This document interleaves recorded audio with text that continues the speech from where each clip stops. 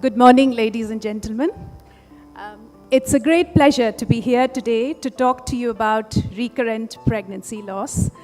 I'd like to thank Dr. Kamini Rao for kindly inviting me to present here today and the team for organizing such an enriched scientific program.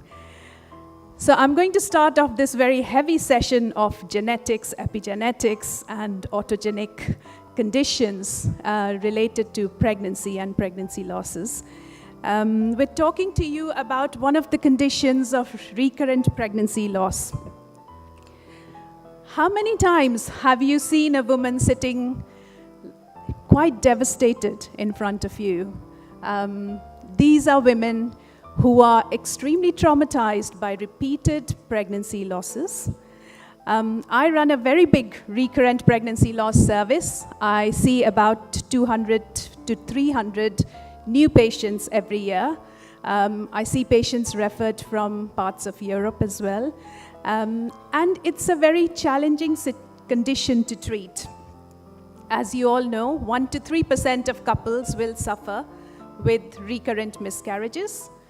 The etiology is multifactorial. We know that the clinical diagnosis varies. It has devastating outcomes, and still we struggle to find a solution and answer. And what makes it very difficult is the paucity of research, publication, and I don't know how much you face this in India, but patients consult Mr. Google quite a lot. And they know of things, and particularly genetic tests, which you might not be able to offer in practice. So I want to talk to you about human reproduction. As we have evolved as humans, we are remarkably inefficient in our conceptions. So 70% of conceptuses do not survive to live birth. And this is in comparison to animals where they have much higher levels of survival to live birth. And 50% of them will even end with before a clinical recognition of a pregnancy.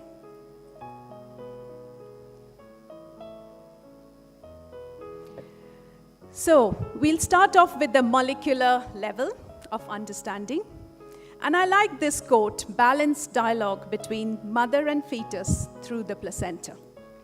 And there are factors that are maternal, there are factors that are paternal, and you have the placental factors as well.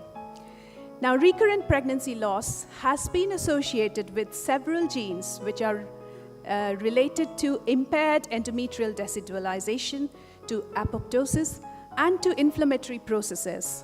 And we know that there are plenty of multiple epigenetic genomic factors which decrease the quality of sperm and oocyte, DNA damage, and lead to poor fertilization and impaired embryo development. And we will hear about some of the placentally expressed proteins that strongly influence the fetal and maternal metabolism during pregnancy. Now, I'll give you a few factors that potentially increase the risk of recurrent pregnancy loss. And we know that in practice, we test for parental chromosomal anomalies, for maternal thrombophilias, for anatomic factors, which are mainly your septums, your fibroids, your polyps, etc. Your endocrine factors, mainly diabetes, thyroid problems, and there's a big chunk of women with polycystic ovaries, and a lot of research is still ongoing in that area. Immunological factors, women with autoimmune diseases. And there is such a large group of women with idiopathic, unexplained origin of recurrent pregnancy loss. And we think that a large number of these may be related to genetic and epigenetic problems. There are environmental and lifestyle factors, including obesity, smoking, etc. In my talk today, I will only focus on the genetics of recurrent pregnancy loss. So in our cohort of patients, we see women who are over 40, thrombophilias, and the unexplained younger population with recurrent pregnancy loss. And I'll talk to you a little bit about them. We have these older women, And we all know that chromosomal anomalies, particularly trisomies, triploidies, and less commonly deletions and insertions, are the cause for miscarriages and recurrent pregnancy loss in these women. And what can you do? There's very little you can do. Reassurance, I think, is proven in evidence that actually has a benefit. Counseling, and you have other options like donor egg IVF.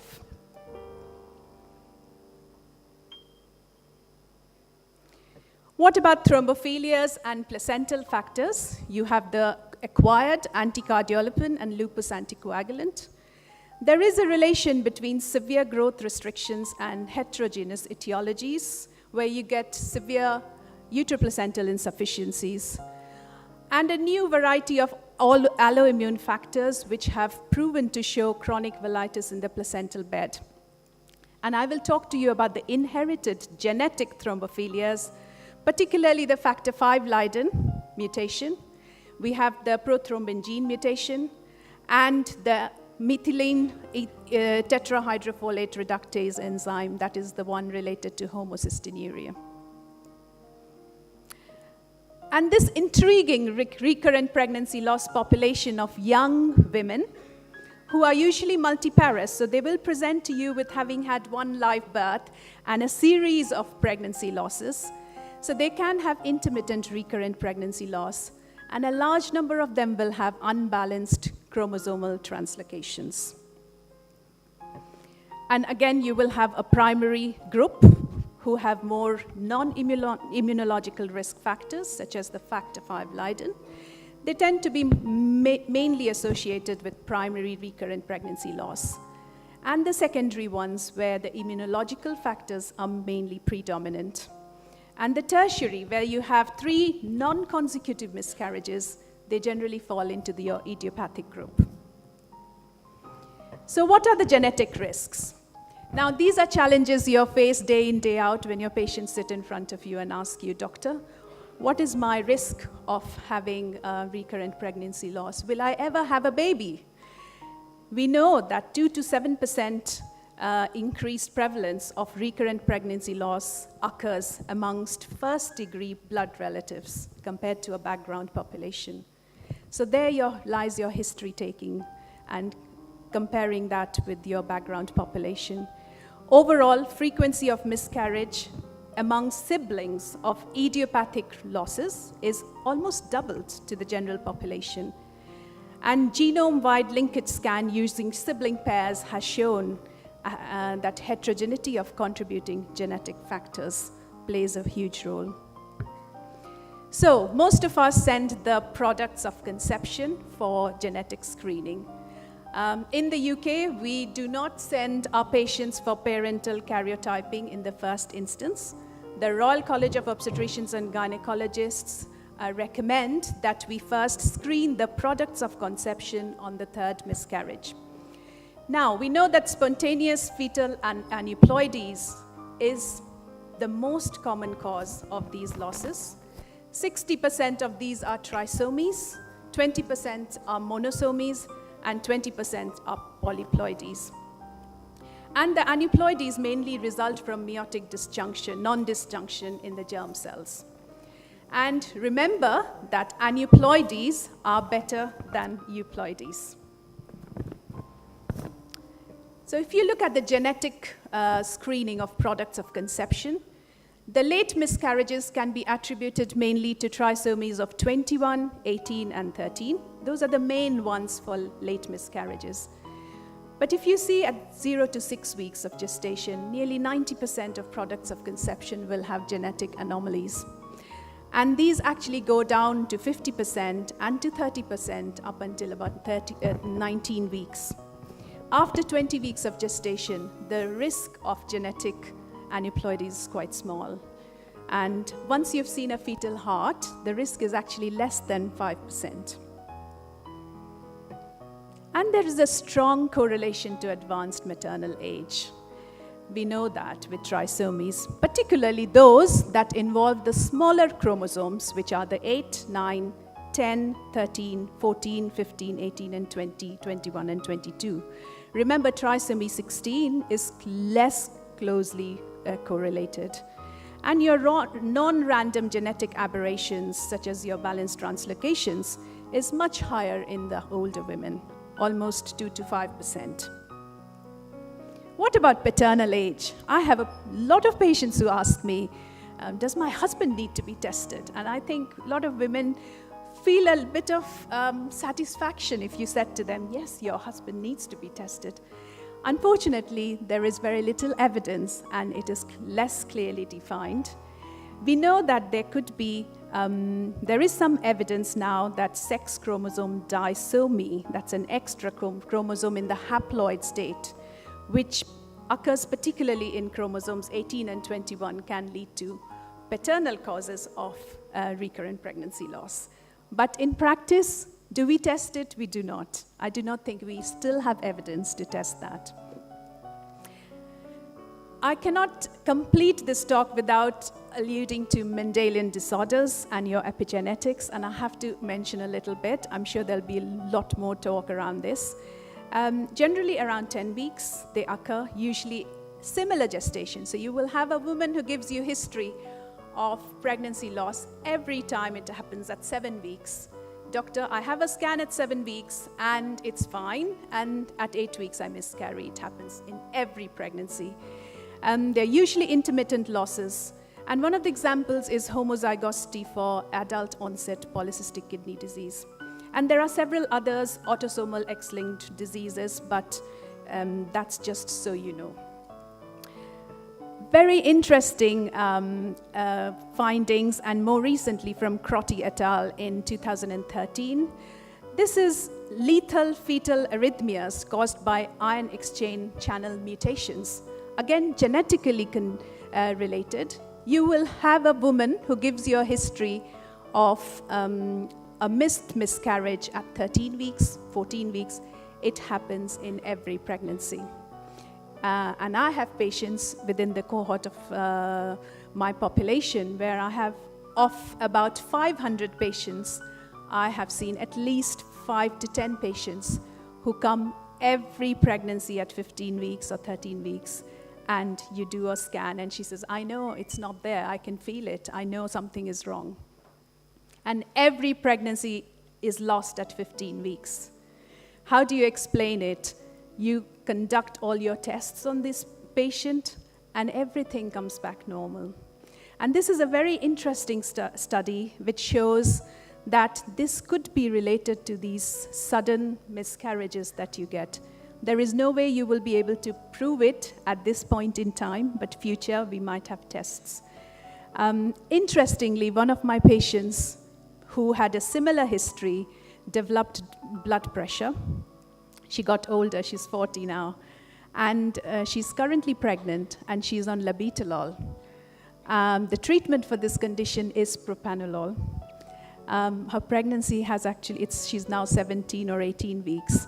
And it makes me wonder whether there is a future role of beta blockers for some of these very strange pregnancy losses that happen at 15 or 16 weeks. And it recurs every pregnancy. So, in practice, what can you offer your patients? We offer them routine cytogenetic testing of products of conception. Now, there's been a lot of changes with the study of products of conception. We know that this was usually cell-based culture that we were doing on products. And how many times have you had reports saying a culture was not possible? We could not find any karyotyping based on this result, either because of maternal contamination or because it failed to grow. So there have been developments within the genetic testing of products of conception. And we have moved away from non-culture-based techniques to more advanced techniques such as the CGH and the SNP, where you can actually look at the microarrays and you are able to give much more detailed, much more precise and reliable results. Overall, they are much more cost-efficient and overall utility is much better. So when you find a problem in the products of conception, such as unbalanced translocations, you send your parents for karyotyping. And if they come back with Robertsonian translocations, you have to send them off for genetic counseling. And for the single gene disorders, there is the option of assisted reproduction and the PGDs. So, what about the single gene defects? Now, I will not go into much details about the musculoskeletal gene mutations.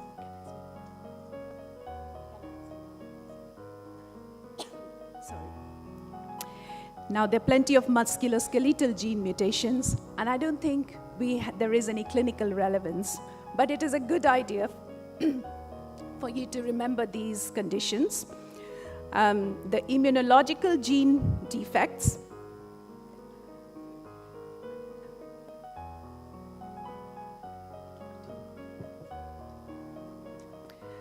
I had a patient who arrived from Europe. She is based in the UK, but she traveled to Poland to get some more testing done. And she came back with a report for leukemia inhibitory factor gene. I'd never heard of that. I do not know how reliable this test is. I do not know what the outcome is. How do I treat it? But I felt that I wasn't able to give her the information, and therefore I think as clinicians, you must know that there are several other single gene defects which can be picked up, but unfortunately, there is no clinical relevance at this point in time. But you have to know about the single gene defects related to thrombophilias, particularly factor V Leiden, prothrombin gene mutation, activated protein C resistance, and in the mutation of your homocystinuria gene.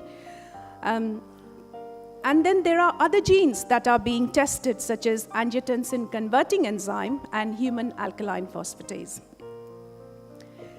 So remember this it is the practice guidelines from the ASRM and published in 2012. You must do factor V Leiden, prothrombin gene mutation, and methyl tetrahydrofolate reductase gene tests in Caucasian patients. Particularly for you, in Asian patients, protein C, protein S, and antithrombin deficiencies must be tested, particularly in patients who have a first-degree relative of known or suspected thrombophilia.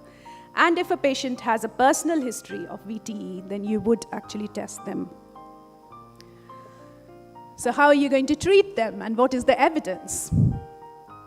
So the evidence suggests that you treat them if they are positive for factor V Leiden mutation or prothrombin gene mutation by low molecular weight heparin.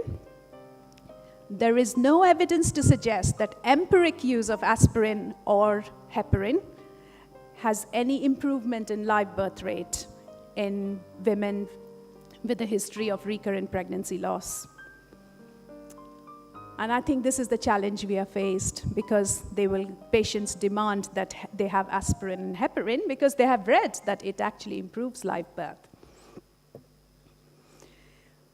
And a little bit about the controversial genes, and particularly for the younger generation here, in 10 years' time, we will have several genes that will have been proven to cause recurrent pregnancy loss, and we will have a treatment for it, particularly those with the interleukins, the HLAs, with your natural killer cells and your placenta-specific genes, such as HCG beta-coded genes. Epigenetics and controversies. Placental development and function, we know, is epigenetically regulated, and there are several markers, but we know that at this point in time, we have limited information in the role of epigenetics in recurrent pregnancy loss. So what are you going to do for your patients who have a genetic problem?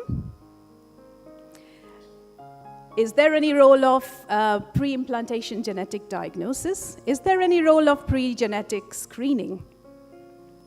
And we know that its use in recurrent pregnancy couples is limited to those with translocation carriers, because most single gene disorders are usually sporadic or do not result in sporadic or recurrent pregnancy loss. Particularly for PGS, we have absence of adequate data to support this, although there is there are plenty of clinics who are offering polar body biopsies, your blastomere biopsies, and your trophectoderm biopsies. So, in reality, there is not a lot we'd offer in terms of genetic screening, apart from your thrombophilias, acquired and genetic, your anticardiolipin antibodies, lupus anticoagulant, factor V Leiden, and prothrombin gene mutation. You do your infection screening, anatomical abnormalities, endocrine factors, and you send your cytogenetic testing of products of conception. Now, coming to genetics and beyond, where is this beyond? The future. I think the more advanced genetic testing of products using CGH and with or without the reflex SNP, microsatellite arrays, is the way forward. There will be a role of PGD and PGS, but we need more robust evidence for this. And I'd be very keenly watching the space for artificial gametes. There is a lot of studies going on at the moment, developing artificial gametes from somatic cells. And let's see what comes out. But remember, it holds a huge ethical challenge. Do not forget there's a huge role of genetic counseling in these patients. And I'll end my talk by saying that reassurance been proven is in evidence that it helps. There are several studies which show that reassurance for these group of women actually have a positive outcome. And remember, all of these patients have a future pregnancy chance of 70 to 75% in all age groups. So please do all the tests that you want to, but reassure your patients that they are very likely to achieve a successful pregnancy in the future. Thank you.